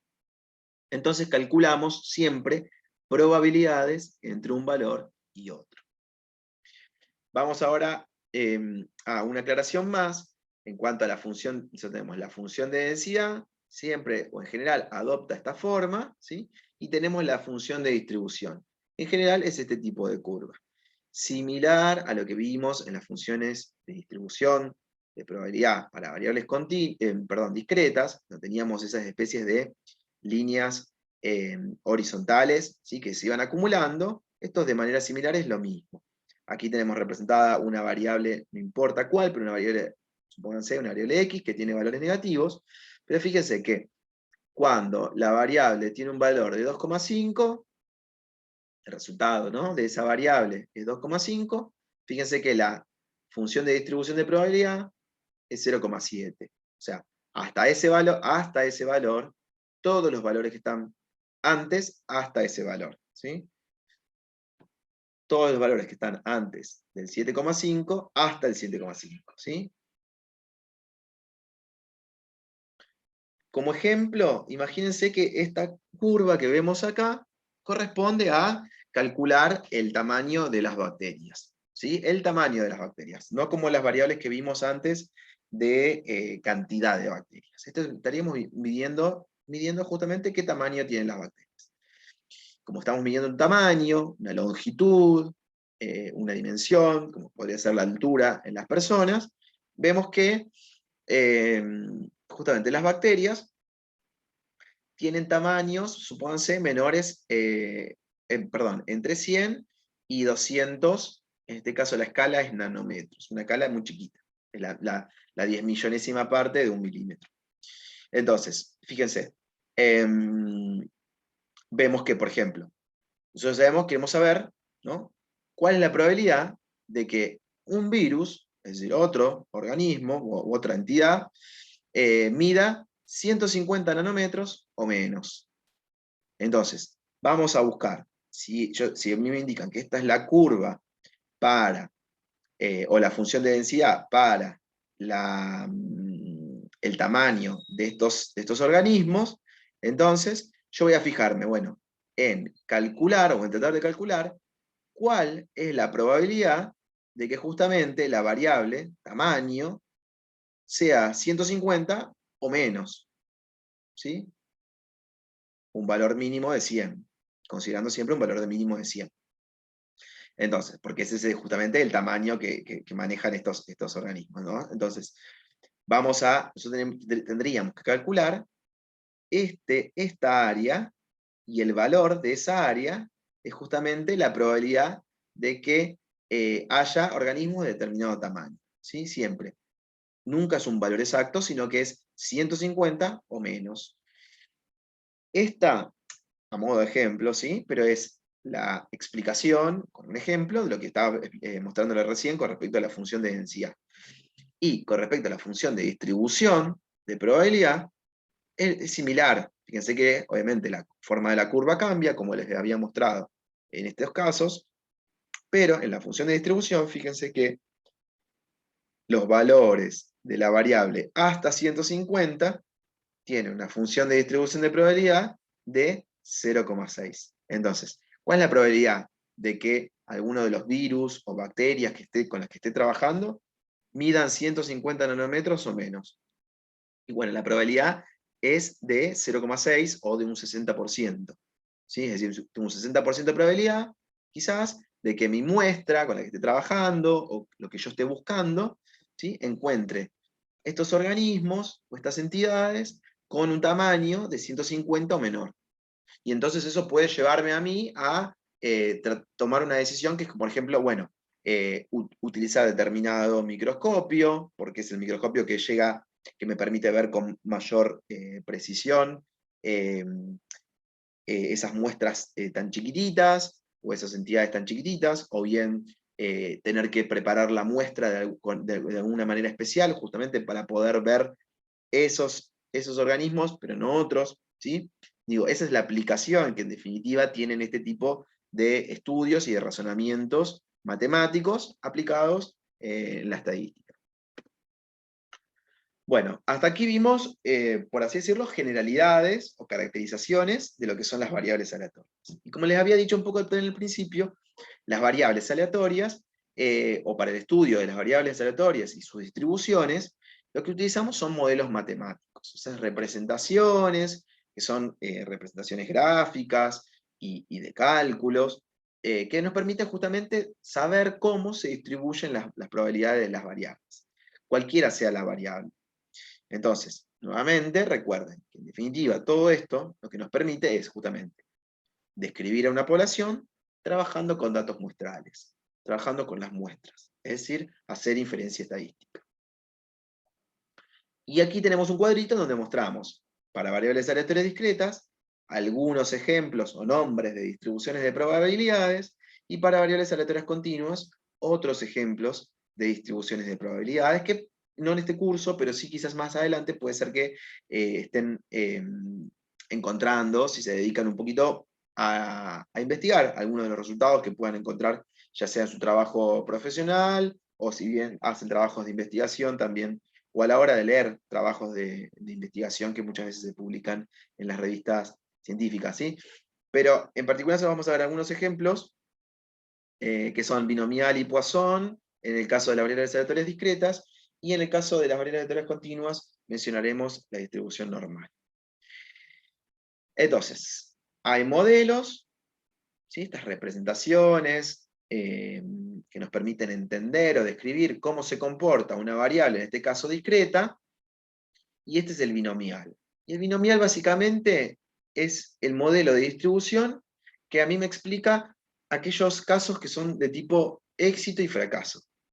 ¿Sí? Si quieren pensarlo en la manera sencilla de la probabilidad, en donde mencionábamos al éxito como, por ejemplo, obtener una cara cuando yo lanzo una moneda, o obtener determinado valor del dado justamente cuando lanzo un dado. ¿Sí? Entonces, en la binomial dice, la variable aleatoria es la cantidad de éxitos en una cierta cantidad en n repeticiones, ¿sí? En la cantidad de veces que yo repita ese ensayo. ¿Sí? Justamente ahí dice conteo en n ensayos. Entonces, por ejemplo, se mencionan después ahí determinadas características, como que el dominio es 0 hasta n, es decir, yo puedo tener resultados que van desde el número 0 hasta el número máximo, o que va a ser justamente la cantidad de veces que yo haya repetido ese ensayo y haya obtenido éxitos. Fíjense que solamente cuento los éxitos, ¿sí? No cuento los fracasos. Se habla de éxito y fracaso, o sea, como un resultado positivo y un resultado negativo, o un resultado favorable y un resultado desfavorable, ¿sí? Bueno, y tiene parámetros, y se calcula la media, y se calcula la varianza. Entonces vamos a ver, por ejemplo, en este caso, en este gráfico que se muestra ahí aquí a la derecha, es un ejemplo de un estudio hecho para justamente observar o determinar cuál es el efecto de los remedios naturales utilizados en terapias de insomnio. Entonces se diseñó un método de autotesteo del efecto positivo sobre el sueño, y se utilizó un modelo justamente estadístico de distribución, que lo conocemos como binomial, para validar ese método. En definitiva, se le pidió a las personas, a determinada cantidad de personas, ¿sí? Que a lo largo de 20 noches, fíjense, es lo que yo veo acá en el gráfico, en un máximo de 20 noches, registren, ¿sí? Si el consumo, la ingesta de un determinado remedio natural afectaba positivamente el sueño. Es decir, si esas personas podían dormir justamente, o no tenían insomnio, con un máximo de 20 noches. Es decir, luego de cada noche, o al día siguiente de haber ingerido el remedio, decían, bueno, a ver, anoche dormí completamente, ¿sí? No tuve insomnio, dormí toda la noche. Y esto lo registran, por ejemplo. Entonces vamos a tener los posibles resultados son, bueno, ¿cuántas personas, es básicamente lo que yo voy a registrar, cuántas personas durmieron bien, durmieron sin insomnio una noche? ¿Y cuántas personas lo hicieron 2 noches? ¿Y cuántas personas lo hicieron 8 noches? ¿Cuántas 10? ¿Cuántas 14? Y así, ¿cuántas 20? Fíjense que tenemos esta proporción que está indicada aquí, es lo mismo que pensemos en la probabilidad, ¿sí? Y fíjense que la probabilidad es 0 cuando se pensó, bueno, o se registró las 20 noches sin insomnio. Fíjense que, entonces, lo que yo aquí podría estar pensando o identificando es que ninguna de las personas que formaron parte de este estudio pudieron dormir 20 noches seguidas consumiendo estos remedios naturales, ¿sí? Ahora sí, entre 18 y 19 noches, sí hubo alguna proporción de estas personas que sí lograron dormir 18, 19 noches seguidas utilizando estos remedios naturales, ¿sí? Pero fíjense que las proporciones más altas, y en definitiva las probabilidades son más altas, cuando estamos hablando de 9 o 10 noches. Pero a partir de allí comienzan a descender, ¿sí? Entonces, como posible conclusión, quizás, no lo sé porque no tengo, no tengo la conclusión aquí expresa de este trabajo, pero puede ser que un resultado o una conclusión de este trabajo haya sido de que los remedios naturales son eficientes para combatir el insomnio hasta 9 o hasta 10 noches seguidas, ¿sí? Pero luego de 10 noches, estos remedios naturales se vuelven poco efectivos, ¿sí? Esa podría ser una conclusión final, justamente del estudio, hecho a partir de una muestra, aplicando la estadística inferencial, y finalmente tratando de pensar de, bueno, ¿son eficientes los remedios naturales para combatir el insomnio? ¿Sí? Vamos a ver otro ejemplo de distribución para variables aleatorias discretas. En este caso, es otro modelo de distribución, el que conocemos como Poisson. Se escribe Poisson, pero se dice Poisson. Y en este caso, la variable, esta variable discreta, yo la debo pensar como una variable en donde es la cantidad de eventos que ocurren ya sea en un tiempo o en un espacio, ¿sí? Y fíjense que en este caso decimos, por ejemplo, los conteos, o sea, se cuentan, por ejemplo, en este caso, accidentes durante las 24 horas del día. O podría ser, por ejemplo, eso es una unidad de tiempo. Podría ser también en volumen, ¿sí? Porque es tiempo o espacio, ¿sí? Entonces, fíjense, en este caso un ejemplo es, se realizó un estudio para conocer el efecto de la fatiga en los conductores de automóviles en rutas de Polonia, ¿sí? Y de esta manera entonces promover, ¿sí?, medidas de seguridad efectivas justamente para la red de rutas de este país, ¿sí? Fíjense que aquí ya nos plantean cuál es lo que se hace en el trabajo, cuál es la variable en este trabajo, y a su vez cuál es la potencial aplicación de los resultados que se obtengan en este que se obtengan o que se obtuvieron en este trabajo científico, ¿sí? O sea, se mide una variable, se registran los datos, se analiza esos datos que corresponden a una muestra, y después, aplicándolos en términos de la población, cómo puede justamente mejorar, por ejemplo, en este caso, la calidad de vida de las personas. Y entonces, fíjense que en este gráfico yo lo que veo es un gráfico de barras agrupadas, fíjense, para, bueno, por ejemplo, registraron, vamos a ver, por ejemplo, aquí, a las 6 de la mañana, ¿sí?, se registran, por ejemplo, fíjense que cada una de estas barras, para cada hora, son 3 barras, perdón, y cada una de estas barras indican accidente, un accidente, que podría ser un accidente leve, ¿sí?, es decir, apenas los golpes en el automóvil. Después tenemos que es la barra clarita. La barra gris indicaría ya daños más graves en el cuerpo, ¿sí? Imagínense, bueno, que requieran justamente de atención médica en cirugías o en atención sí, quirúrgica o terapia intensiva. Y las barras oscuras, bien oscuras, son justamente que el resultado es la muerte. Fíjense, entonces se registraron como 3 categorías distintas. Y entonces aquí vemos, por ejemplo, a las 6 de la mañana, vemos que la mayor proporción, ¿sí?, más del 60%, son los daños graves o las lesiones graves en el cuerpo. Pero fíjense que a diferencia, si bien hay un 60% de probabilidad de que ocurran este tipo de accidentes graves, pero fíjense que la probabilidad o la proporción de muertes es del 10%. ¿Sí? Y a su vez, fíjense que la proporción de personas de accidentes leves, ¿sí?, o de daños leves es alrededor del 40%.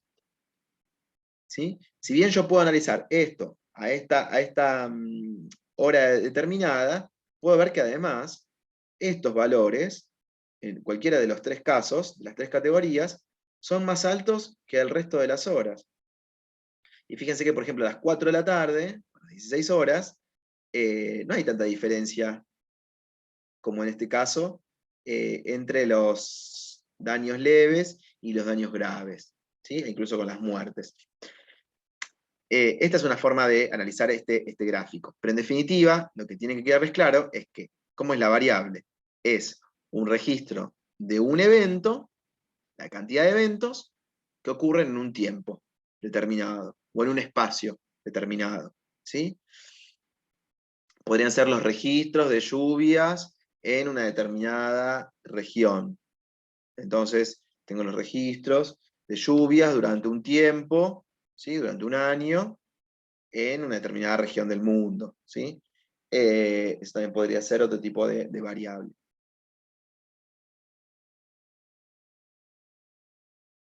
Y en el caso de variables continuas, los modelos de distribución, o el modelo de distribución que más se utiliza, que más se aplica incluso, porque es muy común o está muy presente en numerosos aspectos de la vida, ya sea humana o el resto de la natural, ¿sí? Por ejemplo, las mediciones epidemiológicas y también en clínicas, responden a este tipo de modelos de distribución, ¿sí? por ejemplo, la presión arterial, por ejemplo, el colesterol en sangre, también los índices de masa corporal, las alturas, etc. ¿Sí? Fíjense que esta se dice que es una distribución simétrica y unimodal. ¿Por qué simétrica y unimodal? Fíjense que hay un valor, o hacia un valor central, es donde registro yo las mayores frecuencias, la mayor frecuencia de ocurrencia. ¿Sí? Entonces es unimodal, hay un valor más frecuente que otros. Y además es simétrica, porque justamente el resto de los valores para esta variable, recuerda que siempre en el eje horizontal está representada la variable, se distribuyen, se reparten hacia un lado y hacia el otro, ¿sí? Simétricamente. Es decir, que hasta aquí, hasta este valor central, yo tengo un 50% de los datos hacia un lado y un 50% de los datos hacia el otro. O en este caso, de las probabilidades hacia un lado y las probabilidades hacia el otro. Tiene parámetros, que también es otra característica de los modelos de distribución, ¿sí? Que en este caso es la media, mu, y el desvío estándar, sigma. Vamos a ver un ejemplo. Decimos que, como decía recién, bueno, es una variable continua, es para variable continua, este modelo de distribución, y por ejemplo, el colesterol, HDL, en hombres adultos, está representado en esa figura. O sea, la concentración de colesterol, del colesterol en sangre, ¿sí? Tiene este tipo de representación gráfica, ¿sí? De función de densidad. Y vemos que en torno al valor 1, ¿sí? Fíjense que esto tiene una unidad que es milimol por litro, pero para esta concentración, una concentración de 1, de este colesterol HDL, vemos que hacia ese valor, perdón, son los más probables. ¿Sí? Recuerden, cuando vemos esta zona más prominente, es porque estamos hablando de que el valor medio está en esta zona, ¿sí? Que la moda está en esta zona, ¿sí? Que la mediana está en esta zona. Recuerden que esto es la distribución o la forma simétrica, también que habíamos visto en la primera parte de estadística descriptiva. Entonces, en este caso, hacia el valor 1, que es el valor que tiene la variable aquí, tenemos la mayor probabilidad de que ocurra. Recuerden que estamos graficando probabilidades. Entonces, para niveles inferiores y superiores, la probabilidad disminuye, que es básicamente lo que vemos acá. Las probabilidades son cada vez menores si nos alejamos de estos valores centrales, del valor central 1, y también ya sea para abajo o para arriba.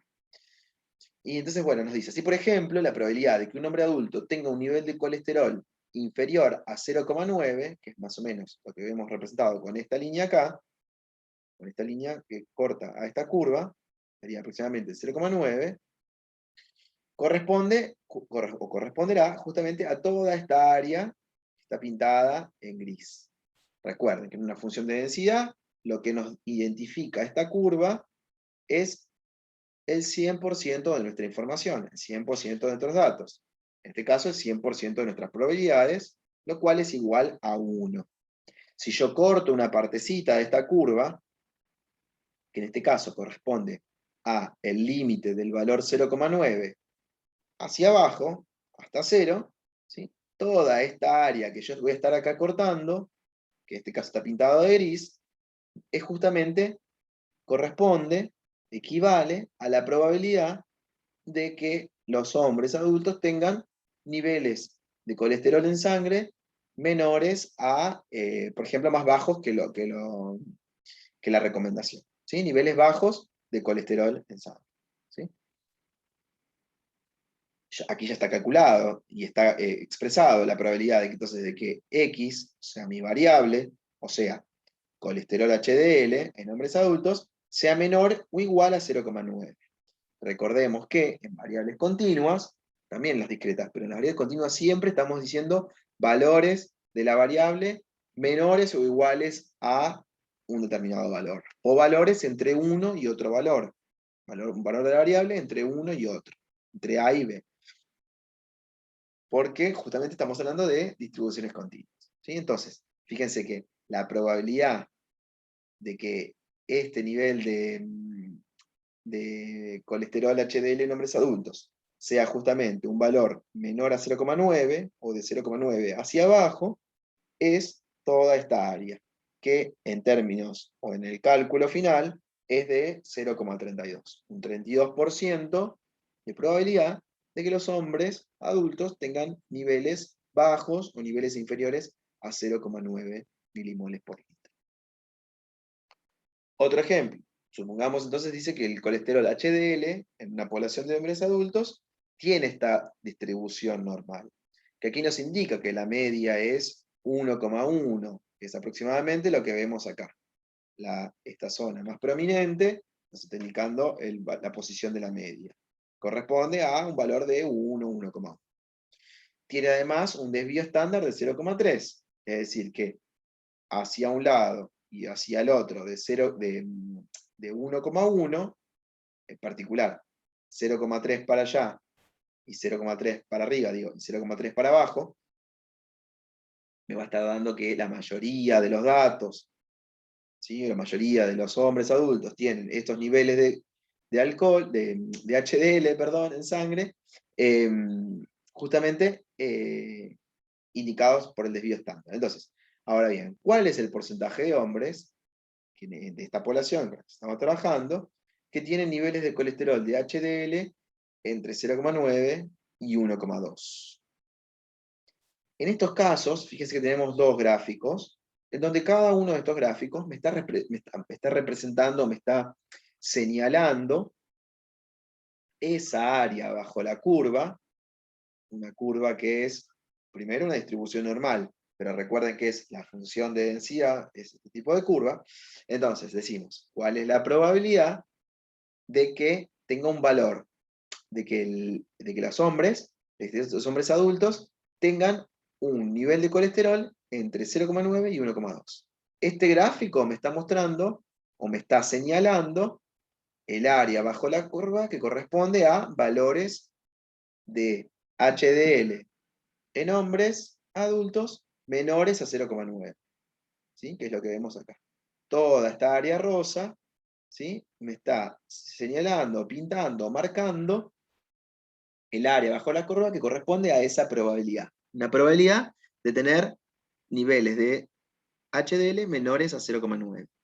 Y en este otro gráfico, yo lo que tengo marcado, señalado, son las probabilidades, o el área bajo la curva que corresponde a la probabilidad de tener un nivel de HDL menor a 1,2. O sea, 1,2 hacia abajo.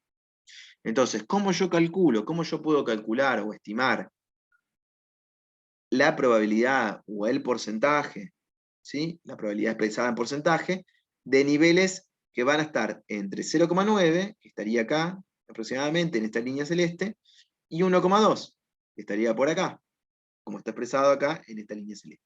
Es este pequeño sector el que yo quiero estimar, ¿sí? Más o menos. Fíjense que estaría en el orden de esta zona. Entonces, fíjense,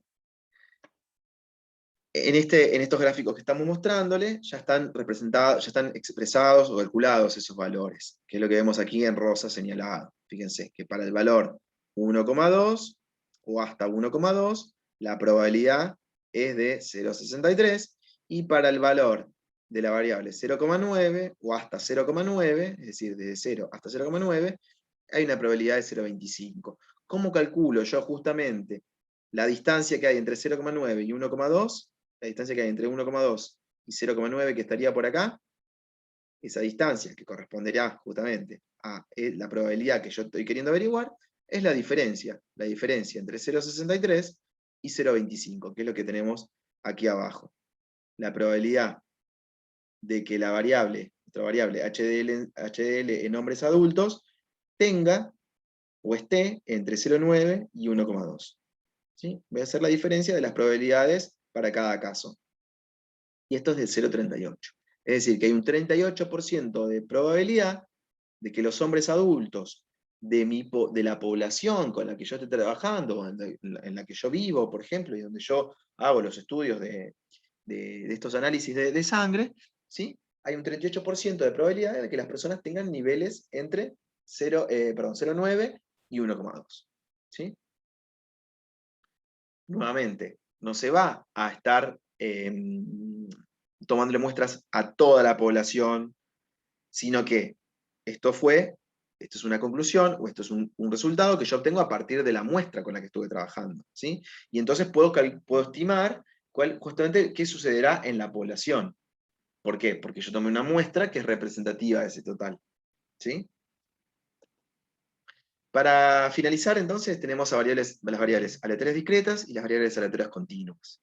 Las discretas, recordemos, siempre es ese valor numérico, ¿sí? Pero que es finito, ¿sí? Que es un valor entero, que entre un valor y otro valor no hay valores intermedios, ¿sí? Esas son las variables aleatorias discretas. Las variables aleatorias continuas son aquellas a las que se le asigna entonces un número infinito de valores posibles, en un intervalo, ¿sí? Por ejemplo, lo que veíamos recién, valores entre 0 y 1, supónganse, no me sale la palabra, de HDL en sangre, supónganse, o entre 0 y 1 y 1,5, supónganse, y tenemos todos los valores intermedios posibles en ese intervalo, ¿sí? En el caso de las variables aleatorias discretas, lo que nos dice es que, o lo que debemos recordar es que se describen indicando los valores que puede tomar la variable y las probabilidades para cada uno de esos valores. La función de probabilidad. Recuerden el diagrama, si quieren, de los trillizos, o de las caras y cruces, ¿sí? En cambio, las variables aleatorias continuas, nosotros hablaremos de que se describen mediante una función continua que representa cómo se distribuye la probabilidad. Y es lo de la función de densidad, ¿sí? Es esta curva donde toda el área que está bajo esa curva representa a todas las probabilidades, ¿sí? Para los valores de la variable. Y recordemos siempre que para una variable aleatoria discreta, la función de probabilidad tiene en cuenta una probabilidad para cada valor de la variable mayor o igual a 0, y que la suma de todas las probabilidades es igual a 1. Y en cambio, en las variables aleatorias continuas, la función de densidad, que la expresamos como f de x, es mayor o igual a 0, y las probabilidades para un valor de la variable, siempre vamos a estar definiéndola como la probabilidad entre un valor y otro valor, ¿sí? O sea, la variable va a estar, o el valor de la variable va a estar por encima de A y por debajo de B. Y entonces, A es menor o igual que X, X es menor o igual que B. De manera gráfica, esto mismo que estamos diciendo, vemos que en el caso de este primer gráfico que tenemos acá, por ejemplo, estos serían los resultados posibles para el lanzamiento del dado, vemos que cada uno de los resultados tiene una probabilidad que es, en particular en este caso, un sexto. Un sexto para 1, un sexto para 3, un sexto para 6. ¿Sí? Si representamos esto mismo, pero en frecuencias acumuladas, si nosotros queremos saber, por ejemplo, cuál es la probabilidad, ¿no? de lanzar un dado y obtener un valor 3, que es esta, es un sexto. Es la misma que si yo lanzo un dado y quiero saber cuál es la probabilidad de obtener un 6 o de obtener un 1. ¿Sí? Siempre va a ser un sexto. Yo quiero saber, por ejemplo, entonces, la probabilidad de que sea 4 o menos. O sea, cuál es la probabilidad de que al lanzar un dado, ¿sí? yo obtenga un 4, un 3, un 2 o un 1. Y bueno, ¿cómo calculo esto? Pensando o definiendo a las probabilidades como probabilidades acumuladas, sumando la probabilidad de un valor y el anterior, de un valor y el anterior, un valor y el anterior. ¿Sí? Entonces, ahora bien, si yo quiero saber, por ejemplo, cuál es la probabilidad de que cuando lance un dado obtenga un 4 o menos, o un valor menor, y entonces veo que la probabilidad es de 3 sobre 6, o lo que es el mismo que decir de un 50%. ¿Sí? 3 sobre 6, lo mismo que decir un medio, o 1 de 2, es decir, el 50%. Y sí, porque es el 50%, ya que tengo otros resultados posibles, de que sea 4 o mayor. La misma cantidad hacia arriba que la misma cantidad hacia abajo. ¿Sí? Entonces, eso por un lado para las variables aleatorias discretas. Entonces, esto es la distribución de probabilidad, y esta es la función de distribución de probabilidad.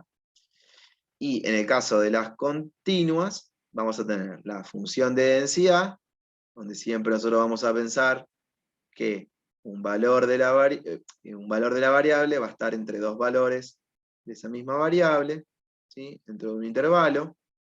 ¿sí? Vamos a estar definiendo como los valores de probabilidad, en este caso, entre 4 y 6, y tenemos la función de distribución de probabilidad para una variable aleatoria continua, en donde también, de manera similar, pensamos a la función acumulada, o a la función de probabilidad, a la función de distribución de probabilidad acumulada, de los valores que están, en este caso, por ejemplo, entre 4 y 6.